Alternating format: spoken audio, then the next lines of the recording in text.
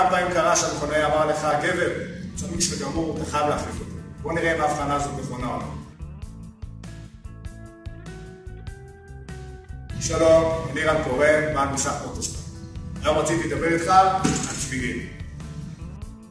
הדבר הראשון שרציתי להראות לך זה התאריכים על הצמיג.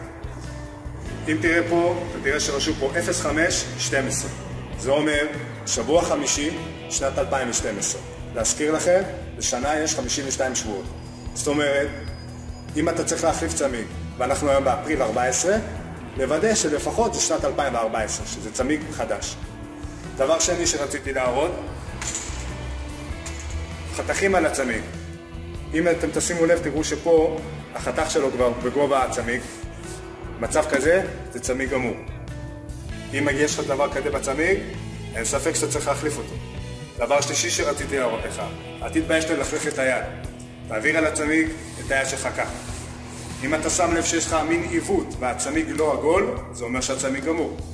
אם אחד מהדברים האלו יש אותם, אין ספק אתה צריך להחליף צמיג.